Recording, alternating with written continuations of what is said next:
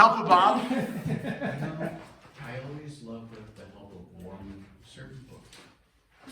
No, Good old Bob. Good old Bob. Okay, with the help of Bob. Hey, let's look at 41. If I teach it, it could possibly be on the test. Just now that we're going to go over this, just FYI. So typically we don't assign these, but let's go ahead. It says simplify this expression 2wzw squared z plus w squared z cubed, and then minus 2wz cubed w plus, wow, 3wz squared w. Problems like this, typically, they're not necessarily, like you've learned the basics of it, it's not necessarily difficult, they just get extensive, and so there's lots of room for error, and they look confusing, but when you break them down, they a lot of times aren't as confusing as one might think. So what you should have learned is you learned a little bit with exponents. When you multiply exponents together, what do you do when you multiply bases together? What do you do with the exponents? Add them, right? Just double checking that that's something you learned, okay? So with a problem like this, before we try to combine like terms, and what do we know when we combine like terms? What are the two things you have to have when you combine like terms when you're adding and subtracting? Base, like the same base. You have to have the same base and the same exponents, right? When you're combining like terms. So you and we'll just do it on this problem. So before we simplify this, we know that when I look at this one, is this in a simplified form that I want to combine it with something else? Is this one? No. So what should I do first with this term before I try to combine it with the other terms? What should I do first? Simplify it, right? Meaning, if there's a w here and a w here and they're attached with multiplication, what should I turn those into? Instead of w times w squared, let's turn that into w cubed. You bet. So there's still just a coefficient of 2. What's a coefficient? Number in front of the variable, right? So 2. And then a w times a w is w, you just told me, cubed. What's z times z? Z squared. Okay. Now, this one, is there anything to work with here? No, there's just 1. There's a 1 there. We're going to write it 1w squared z cubed. Minus, is there some work to do over here? Yeah, you bet. What do we get? A w, and a w is a w2. Let's go with w squared z cubed. Okay. So let's use our terminology, w squared, z cubed, or z to the third.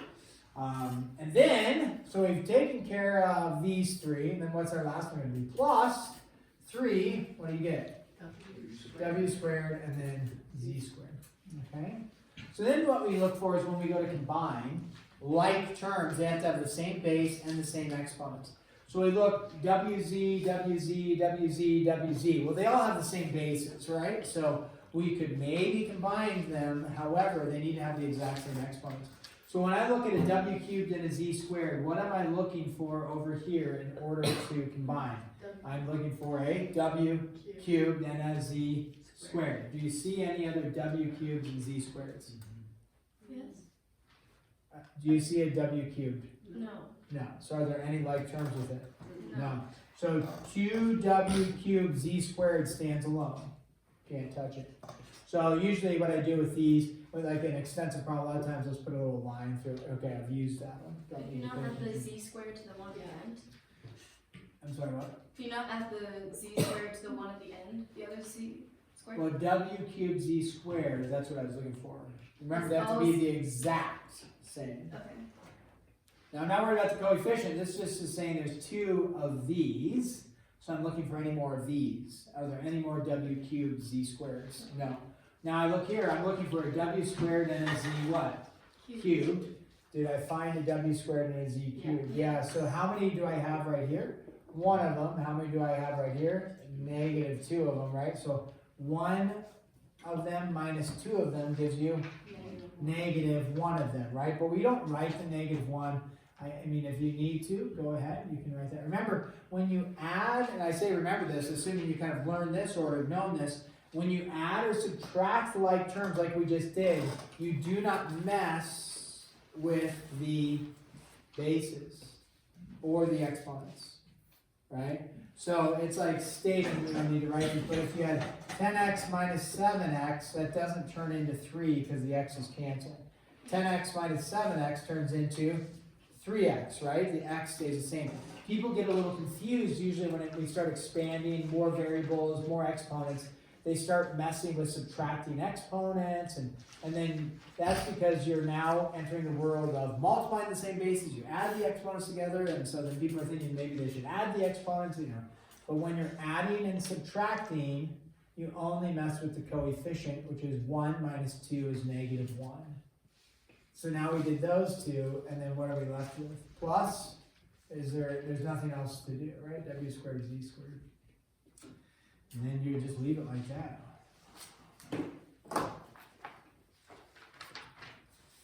Because there's no other like terms to do. Now, the book has, maybe I copied it down wrong, because the book has a different answer.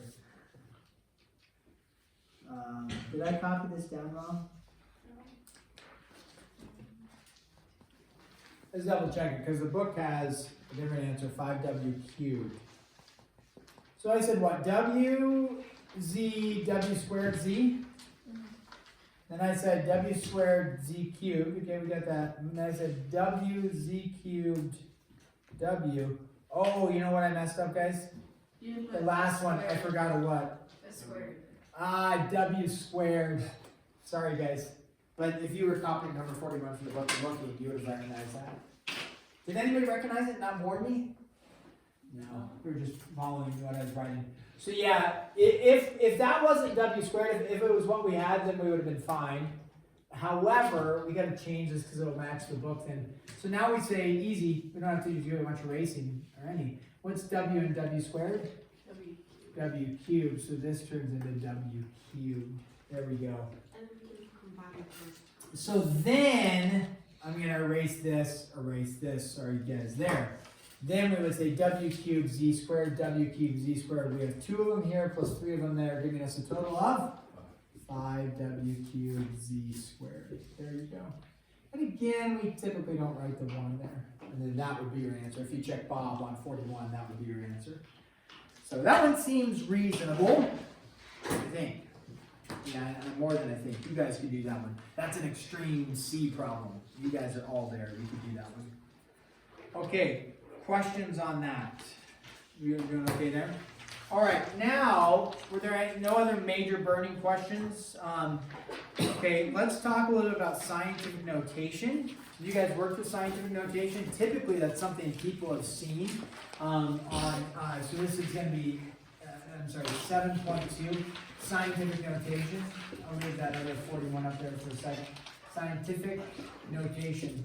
Scientific notation, it's a way to, like, the reason why they say scientific is, like in science, you end up some really large numbers. Have you guys worked with in science or seen in science, like really large numbers, like the distance to the moon, the distance to the sun, right? Or some of these numbers are really large. So it's a way to deal with really large numbers without having to write them really, like a really long number. You don't have to write it all out. So scientific notation is always the ones place, just to review it, times 10 to the something, okay? So scientific notation is only the ones, well, I say the ones place, it's one place plus, or you could have decimals on down. So I say ones place, then I should, maybe ones place on down, maybe it's a good way to put it. So if you want it in formal scientific notation, you can only have the ones place and then a decimal thereafter going from there. Okay, so an example meaning, like, 3.2 times 10 to the 7th. That would be scientific notation. That's correct scientific notation. Okay, a notation that you could have that would be incorrect would be something like, let's say, 47.1 times 10 to the 6th power. Well, that is a number. It's not mathematically wrong. It's just, is that in scientific notation? And the answer is no, because do I have just the ones place? No, I have the tens place, right? So this is 47, and that is not in scientific notation. It is a notation. Okay? So how would I turn this into scientific notation? I would need to move the decimal place which direction? Milo says to the left. So 47.1 turns into what? 4.71 times, now we've got to change that 10 to the 6th, and it turns into 10 to the 7th power. Okay. So when you move the decimal place to the left, like a 47.1, you move to the left, you turn it in, you raise the exponent on that. Okay. Now, so this is scientific notation right there. I know you guys did you talk about the, or negative exponents, right? Negative exponents. And negative exponents, okay, when we go to do scientific notation, let's do an example over here. Let's say I have 5.89 times 10 to the negative 4. Well, what does this mean if I said write this in expanded form or standard notation? They will also use the phrase expanded form or standard notation. Standard notation means taking it out of scientific notation and just writing the number out. So the number 374, that would be standard notation. Okay, if this is the case, and I said, hey, I don't want to have scientific notation, I just want a number, which way would I move the decimal place? With the 10 to the negative 4. I move it to the left. And so this would have, how many spots am I going to move it to the left? 4. So this is going to become 0.000589, right? Because you would take this and go 1, 2, 3, 4. So there would be 3 zeros and then the 5, right? 8, 9. And that would be what we call standard notation. Now with that, why is that the case? We just memorize it, right? Just move it to the left 4 spots. Great. Well, negative exponents, what's actually happening here, guys, with the negative exponent? If I said, hey, 5.89 times 10 to the negative 4th, doesn't a negative exponent actually just flip it like that? 1 over 10 to the 4th. If you don't know that, that's from 7.1. I'm giving you a little review then. Negative exponent just flips it to the bottom. It just reciprocates it. So this 5.89 over 1 over 10 to the 4th is really the same thing as 5.89 divided by 10 to the 4th, which would be 5.89 divided by 10,000. And most people are pretty savvy with division with tens places. You would say, oh, well, how many zeros do I have? 4, so how many spots do I move the decimal? 4. So scientific notation with negative exponents is actually just dividing by an exponent of 10 to the something. That's what the negative on the exponent does. And so that's why you would move it 4 spaces to there. Okay, like you don't have to show the work there, but that's what's going on. All right. Now that is in what we call, again, that would be standard notation. What would happen here? Let's do this one. Let's put this in scientific notation. What happens if you're given 1067 times 10 to the negative 8? Is that scientific notation right there? 1067 times 10 to the negative 8. It is not. It needs to have what? Just the ones place on down. So I need to get a decimal. I know what this is going to be, right? This in scientific notation should be 1.067 times 10 to the something. All right. So what is this? Is it 1.067 times 10 to the negative 8th? No. We moved the decimal, right? We moved it. It was right here. We moved it how many spots? 3. So this is either going to be 10 to the negative 11th or 10 to the negative 5. One of the two. Okay? So we moved the decimal place 3 spots. You write down what you think it is.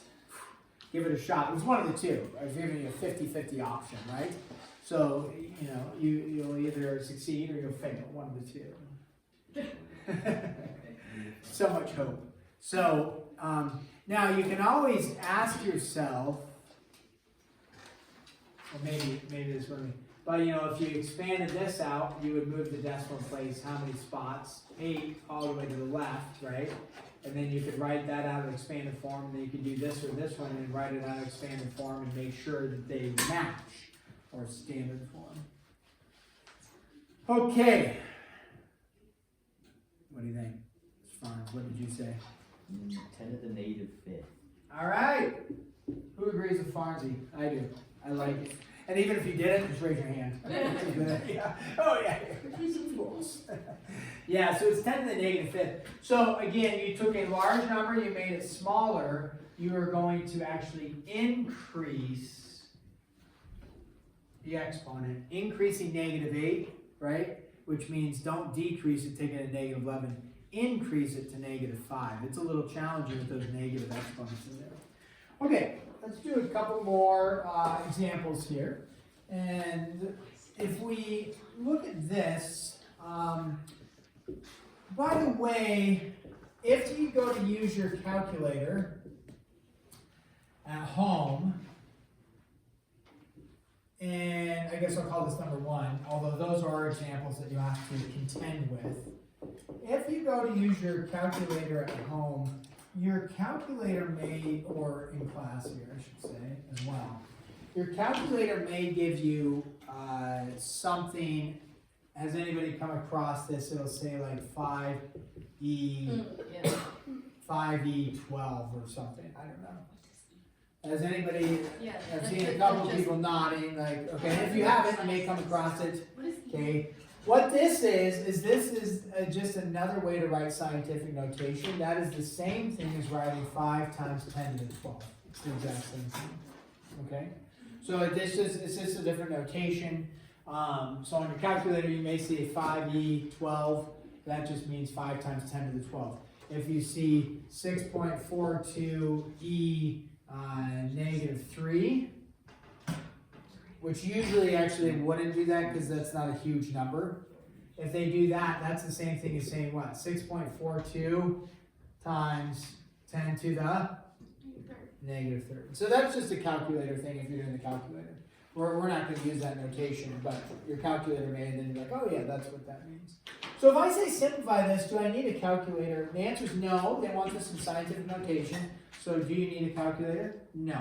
What you actually can do with this, although it looks huge, looks maybe complicated, is think about this with me. If I said 6x to the 7th times 4x to the 7th, if I gave you that,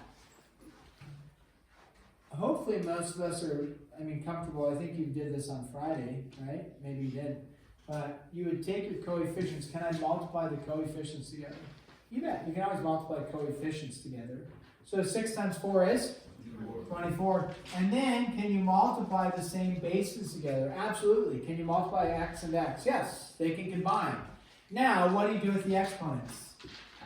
Add them, right? So it'll be 24x to the 14th, right? Well, here, it's the exact same thing except instead of x, what do they have? 10. So I'm going to go 6 times 4 is 24 times, now the confusion is that's times, that's not a variable x, but hopefully, maybe I should have used y here. And then, when I do this times 10, when you multiply the same bases together, does that turn into 100? No, common error. Leave the base the same if you're going to mess with the exponents. So 10 times 10, yeah, 10 times 10 is 100, but when it's 10 to the 7th times 10 to the 7th, what do you do with the exponents? Add them. So this is 10 to the 14th. There you go. Is this in scientific notation? Not quite. What do I got to do? Turn this into 2.4 times 10 to the, either going to go up 1 or you're going to go down 1. Which way? 15th, right there. Okay. Going to go up 1. Move the decimal place to the left. Okay, I'm going to assign some homework. Hopefully you'll be fine with this. We will just grade 7-1 tomorrow. 7-2. Get your homework here. 7-2. Numbers, 7.2. Numbers 1 through. Oh, should we give you some C problems? No. Okay. We back off of that. 33, Bob. Hey, we're going to give you, what's your 33, Bob? And we're going to give you 46.50. And you know we like a little multiple choice. And then, hey, extra credit, people. Let's give you a C problem. Wait, we get extra credit? If you do it or if you get it right. We have to get it right. Number 40, for extra credit. That's the C problem. That way, those that you want to attack it, nice and full. Way to flash your gain symbols. Wait, hold on. Wait, I did it the wrong direction. It's this way. Yeah. Nicole. Oh my. What? You and your Potomac game. I can just see you riding on like, yeah, little bikes with banana seats and little like, Banana seeds. yeah, riding around the Yeah, dirt just road. riding.